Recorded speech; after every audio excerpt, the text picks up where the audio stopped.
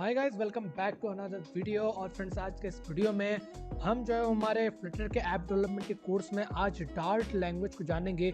यहाँ पर आज हम डार्ट लैंग्वेज के बारे में काफ़ी सारी चीज़ें सीखेंगे, तो वीडियो को एंड तक ज़रूर देखिएगा। चलिए हम वीडियो को स्टार्ट करते हैं।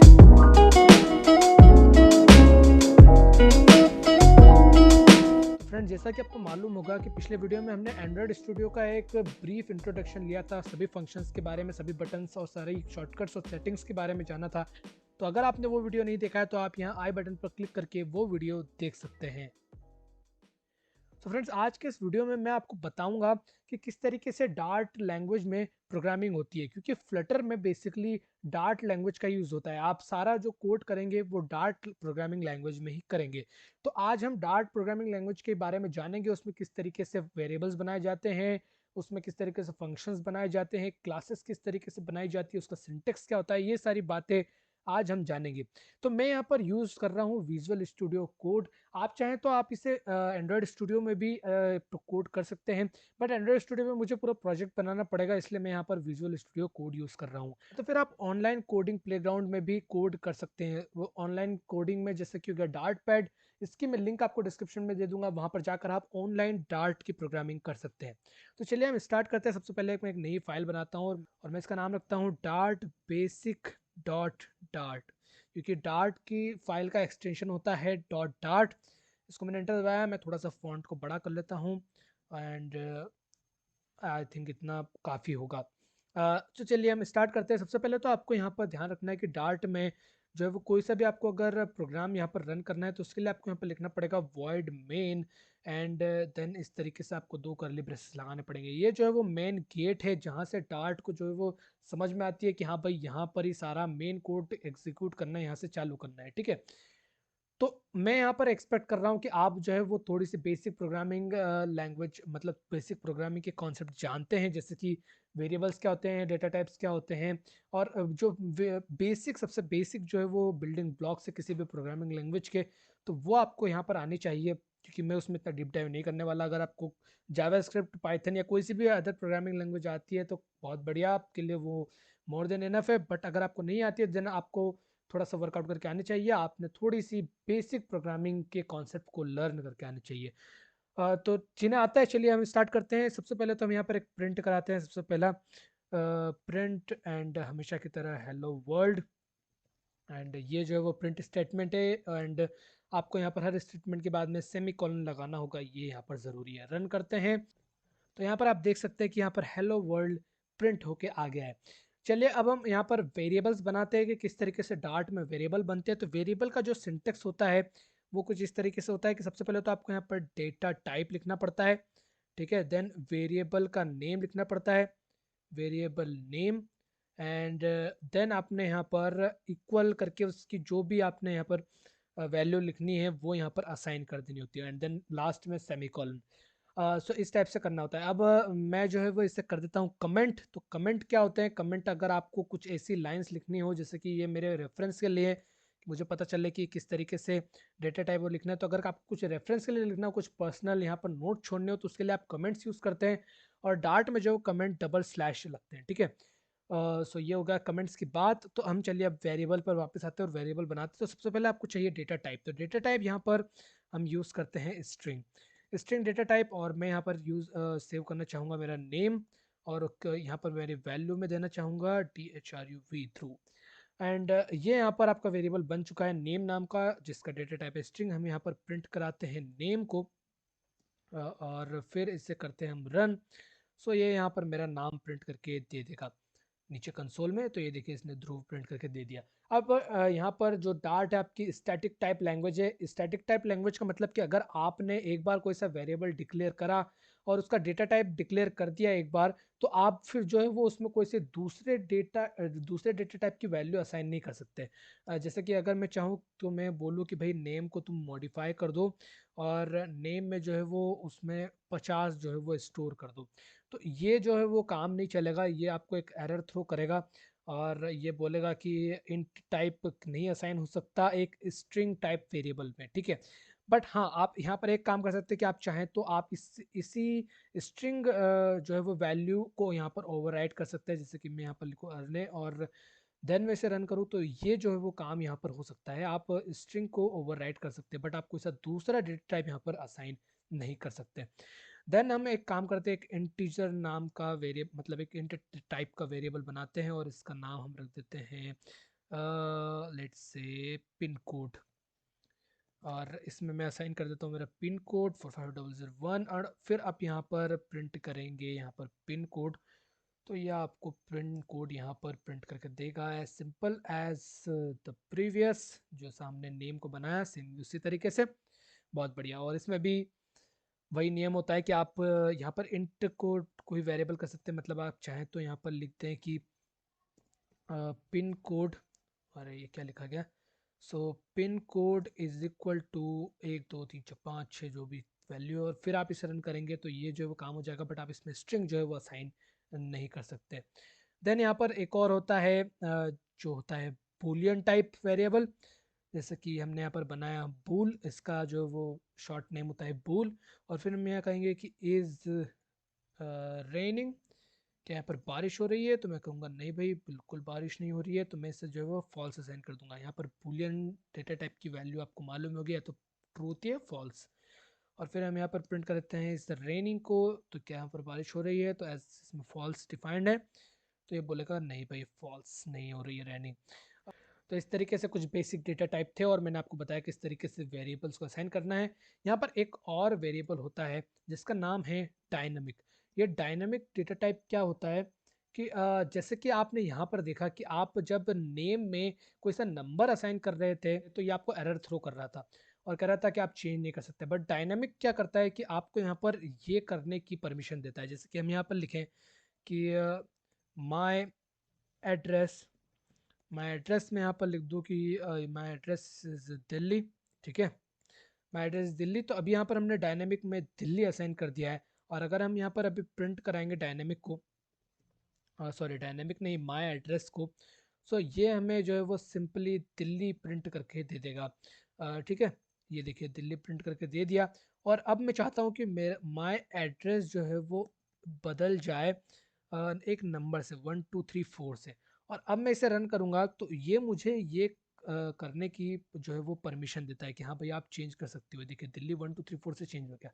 बट हम जो है वो डायनेमिक को ज़्यादा यूज़ नहीं करेंगे, हम जो है वो स्टैटिक जो है वो हमारे डेटा टाइप है जैसे स्ट्रिंग, इंटीजर, बूलियन, इस टाइप के वेरिएबल्स को यूज़ करेंगे। तो उम्मीद है आपको डेटा टाइप्स और वेरिएबल्स किस तरीके से क्रिएट करना है ये क्लियर हो गया होगा। चलिए बढ़ते हैं फंक्शंस की तरफ। तो फंक्शंस एक ऐसे कोड ब्लॉक्स होते हैं जिसे आप जो है वो आप जब उसे कॉल करते हैं तभी वो एग्जीक्यूट होते हैं, नहीं तो एग्जीक्यूट नहीं होते हैं। एक फंक्शंस का एग्जांपल जो है वो एक यहीं पर है, ये वॉइड मेन। और ये जो है वो फंक्शन का सिंटेक्स है। आपने क्या करना पड़ता है, सबसे पहले तो ये लिखना पड़ता है कि वो क्या चीज़ रिटर्न करने वाला है, एंड देन आपने फंक्शन का नाम, एंड देन दो सर्कल ब्रेसेस जो एंड देन आपने दो करली ब्रेसेस लगाना है, उसके अंदर जो भी आपने कोड लिखना है वो आप लिख सकते हैं। जैसे कि मैं यहाँ पर लिखूँ वॉइड, एंड यहाँ पर मैं लिखता हूँ मैं यहाँ पर लिखता हूँ दिवाली ग्रीटिंग्स। ठीक है, आपने एक दिवाली ग्रीट करने वाला फंक्शन बनाया, दिवाली ग्रीट। एंड इस फंक्शन के आप अंदर आपने जो है वो एक फंक्शन लिखा, आपने प्रिंट स्टेटमेंट लिखा, आपने लिखा हैप्पी दिवाली। ठीक है, हैप्पी दिवाली। एंड इससे आपने जो है वो इस वॉइड मेन के अंदर कॉल कर दिया। मैंने यहाँ पर लिख दिया कि दिवाली ग्रीट। ठीक है, दिवाली ग्रीट, एंड हमने यहाँ पर एक लगा दिया एक सेमीकॉलन। और फिर हम इसे रन करेंगे तो ये जो है वो हमें हैप्पी दिवाली प्रिंट करके दे रहा है, मतलब कि ये कोड जो है वो एग्जीक्यूट हो गया है और यहाँ पर हैप्पी दिवाली प्रिंट हो गया है। बट अगर मैं यहाँ पर चाहता हूँ कि मैं यहाँ पर कुछ चीज़ रिटर्न करूँ, मैंने यहाँ पर लिखा रिटर्न, एंड देन मैंने यहाँ पर लिखा हैप्पी दिवाली। ठीक है, तो यहाँ पर ये देखिए मुझे पहले ये वार्निंग दे रहा है, एक तो ये सेमीकोलन की वार्निंग दे रहा है, एंड ये दे रहा है कि string can not be return from a function because it has a return type void. मतलब ये कह रहा है कि आप रिटर्न कर रहे हो एक स्ट्रिंग, बट यहाँ पर आपने बोला है कि ये जो है वो वॉइड, वॉइड मतलब कि कुछ भी रिटर्न नहीं कर रहा है। तो हम कहेंगे कि ठीक है भैया आप एक काम करो, इससे जो है वो स्ट्रिंग में रिटर्न कर दो। ठीक है, एंड देन हम इससे रन करते हैं तो अब ये कुछ प्रिंट करके नहीं देगा, क्योंकि ये अब रिटर्न कर रहा है ना कि प्रिंट कर रहा है। मतलब कि अब इसमें ये हैप्पी दिवाली जो है वो सेव हो चुका है। ठीक है, और अब हम क्या करते हैं कि एक वेरिएबल असाइन करते हैं। हम यहाँ पर करते हैं कि भाई Diwali is equal to Diwali greet, और हमें इसका टाइप जो है वो डिफाइन करना पड़ेगा। तो ये एक स्ट्रिंग टाइप का है दिवाली का वेरिएबल, और फिर हम यहाँ पर प्रिंट कराते हैं दिवाली एंड सेमीकोलन। और अब हम इसे रन कराएंगे तो ये जो है वो अब हमें हैप्पी दिवाली प्रिंट करके देगा। तो आपको जिस टाइप से आप रिटर्न कर रहे हैं जो भी चीज़, उसी टाइप से आपको यहाँ पर वेरिएबल भी लिखना पड़ता है। एक और एग्जांपल देखते हैं फंक्शंस का, अलग डेटा टाइप वाले फंक्शन का जो अलग डेटा टाइप रिटर्न करे। तो हम यहाँ पर लिखते हैं इंट, एंड देन यहाँ पर लिखते हैं हम ईयर। तो आपने कैसे फंक्शन बनाया जो कि ईयर रिटर्न करता है, तो यहाँ पर हम रिटर्न कर देते हैं 2021 एंड देन एक सेमी कॉलन, एंड देन फिर हम यहाँ पर सेम इसी तरीके का काम करेंगे। और हम यहाँ पर डिफाइन करेंगे कि यहाँ पर इंट का डेटा टाइप बनाइए जिसमें जो है वो ईयर सेव होगा, ईयर ऑफ द डे, आज के डे का ईयर क्या है। एंड देन हम यहाँ पर लिखते हैं ईयर, एंड देन इसे कॉल कर देते हैं, देन एक सेमी कॉलन, देन प्रिंट करते हैं year of the day and एक लास्ट में सेमी कॉलन। एंड देन फिर जैसे हम रन करेंगे तो ये यहाँ पर हमें 2021 जो है वो रिटर्न कर देगा, और इसने यहाँ पर इसे प्रिंट कर दिया। तो इस तरीके से फंक्शंस जो है वो डार्ट में बनाए जाते हैं। अब यहाँ पर फंक्शन जो है वो आप अगर उस फंक्शन में आप एक ही कोई सी वैल्यू रिटर्न कर रहे हैं तो उसे लिखने का डार्ट में एक अलग तरीका होता है। जैसे कि यहाँ पर आप दिवाली ग्रीट में सिर्फ हैप्पी दिवाली रिटर्न कर रहे हैं और कुछ काम नहीं कर रहे हैं, सिर्फ एक एक स्ट्रिंग रिटर्न कर रहे हैं। तो इसके लिए आप जो है वो इस तरीके से भी इस फंक्शन को लिख सकते हैं। आप लिखे स्ट्रिंग, देन मैं काम करता हूँ, इसे कमेंट कर देता हूँ। मैं इसे डिलीट क्यों नहीं कर रहा हूँ, क्योंकि मैं जो है वो सारा कोड आपको देने वाला हूँ, आप इसे एक एज अ रेफरेंस के तौर पर डाउनलोड कर सकते हैं। दिवाली ग्रीट, देन आपने क्या करना है, आपने लिखाना है equal to and then greater than का साइन, एंड देन आपने यहाँ पर जो भी चीज़ रिटर्न करनी है, जैसे मुझे रिटर्न करना है हैप्पी दिवाली, तो ये आपने रिटर्न करने के बाद में सेमीकोलन लगाने देना है। तो ये वाली लाइन जो है वो इक्विवेलेंट है। तो अब हम इसे रन करते हैं, और रन करके हम स्क्रॉल डाउन करते हैं तो ये देखिए ये सेम कोड रन हो गया है और इसने हैप्पी दिवाली प्रिंट कर दिया है। तो आप इसी तरीके से इस इंटीरियर को भी लिख सकते हैं। तो आप इसे तभी यूज़ करें जब आप फंक्शन से कोई सी एक ही वैल्यू रिटर्न कर रहे हैं और उस फंक्शन के अंदर कोई काम नहीं कर रहे हैं। तो उम्मीद है आपको फंक्शंस भी यहाँ पर समझ में आ गए होंगे किस तरीके से काम करते हैं डार्ट में। तो चलिए अब हम बात करते हैं लिस्ट की कि किस तरीके से आप लिस्ट क्रिएट कर सकते हैं और उसमें वैल्यूज़ को ऐड और रिमूव कर सकते हैं। तो सबसे पहले तो मैंने जितना भी कोड यहाँ पर मैं प्रिंट और सब कुछ करा रहा हूँ इसे मैं कर देता हूँ कमेंट। ठीक है, ताकि हमारा जो आउटपुट जो स्क्रीन है वो एकदम क्लीन रहे। और अब हम यहाँ पर एक लिस्ट क्रिएट करते हैं, तो लिस्ट डेटा टाइप होगा उसका। एंड यहाँ पर हम जो है वो कर देते हैं फ्रेंड्स, कि कितने फ्रेंड्स हैं हमारे, फ्रेंड्स के नेम्स यहाँ पर हम लिख देंगे। तो यहाँ पर हम सबसे पहले लिखते हैं भोला राम। ठीक है, फिर यहाँ पर मनी प्रसाद। ठीक है, एंड देन जैसे गोलू, एंड देन हमारा फेवरेट रामू। ठीक है, तो ये हमने एक लिस्ट बना दी है फ्रेंड्स की। एंड देन यहाँ पर हम प्रिंट करते हैं फ्रेंड्स की लिस्ट को, यहाँ पर हमने लिख दिया फ्रेंड्स। और अब हम इसे रन करते हैं तो ये जो है वो मैं ये पूरी लिस्ट जो है वो रिटर्न मतलब प्रिंट करके दे देगा। ठीक है, अब मान लीजिए कि आपका कुछ लफड़ा हो गया किसके साथ में, मनी प्रसाद के साथ में, क्योंकि मनी मनी के लिए जो है वो बहुत चतुर है। तो आप जो है वो चाहते हैं कि मेरी फ्रेंड्स की लिस्ट में से ओके मेरी फ्रेंड्स की लिस्ट में से जो है वो मनी प्रसाद को रिमूव कर दें।